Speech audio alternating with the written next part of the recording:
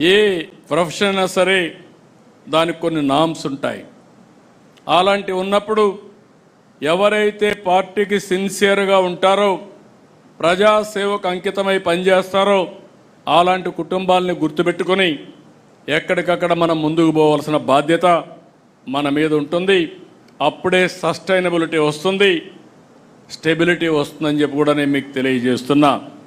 అదే సమయంలో మేము ఉంటాం, వారసత్వం ఉంది, మేము పనిచేయం, మీ ఇష్టం అంటే నమస్కారం తప్ప వేరే మార్గం లేదు. హ్యాండ్ హోల్డింగ్ ఇస్తాం, మిమ్మల్ని గుర్తిస్తాం, గౌరవిస్తాం. అదే సమయంలో దాన్ని నిలబెట్టుకోవాల్సిన బాధ్యత కూడా ఉంటుంది. ఈ విషయం కూడా మీరు గుర్తుపెట్టుకోవాల్సిన అవసరం ఉంది.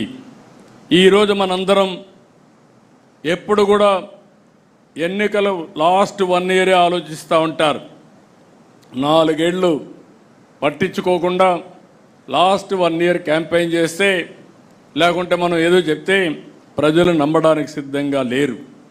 అందుకే మొదటి సంవత్సరం నుంచి చిన్న చిన్న పొరపాట్లుంటే కరెక్ట్ చేసుకుంటాం.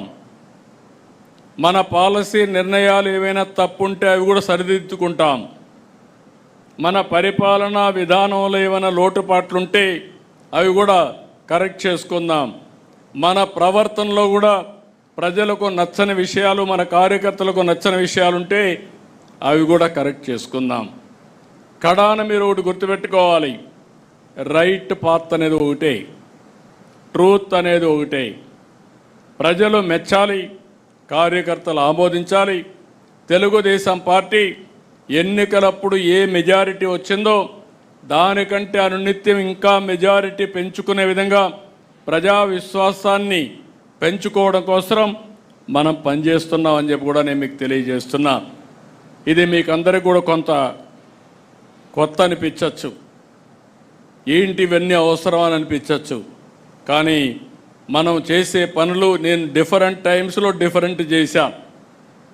ఒకప్పుడు 95లో మీరు ఒక్కసారి చూస్తే నేను వస్తున్నానంటే రాష్ట్రంలో అందరూ భయపడిపోయేవాళ్ళు.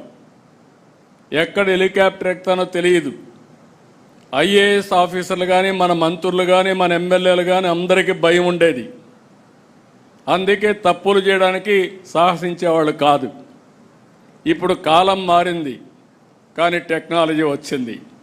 మీకు పదే పదే సమాచారం తీసుకొని చెప్పడం, చెప్పకపోతే మీరు వినకపోతే మీరే కాదు అధికార యంత్రాంగం కూడా ఏ విధంగా ప్రజాహితం కోసం పనులు చేయాలనో అవి మాత్రం తప్పవని మరొకసారి తెలియజేస్తున్నా. నిన్నే స్టార్ట్ చేశాను. ఇప్పటికే 4 ఎమ్మెల్యేలు పిలిపించి మాట్లాడాను. 1 to 1 మాట్లాడుతున్నా. అవసరమైతే ప్రతిరోజు 1 గంట పెట్టుకుంటా, ఒక 4 మీతో మాట్లాడతా, నిర్మోహమాటంగా మీకు చెప్తా, మీరు చెప్పింది వింటా, మళ్ళీ నేను గైడ్ చేస్తా.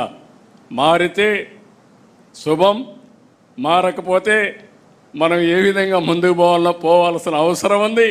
ఈ విషయం కూడా నేను చాలా స్పష్టంగా ఉన్నా. మొహమాటం లేదు, ఎవరి విషయంలో మొహమాటం లేదు.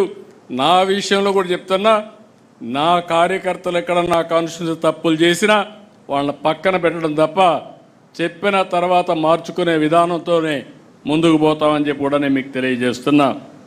ఇంకొక పక్క నేను ఎప్పుడూ మాట్లాడుతున్నా, పాజిటివ్ పాలిటిక్స్, క్లీన్ పాలిటిక్స్.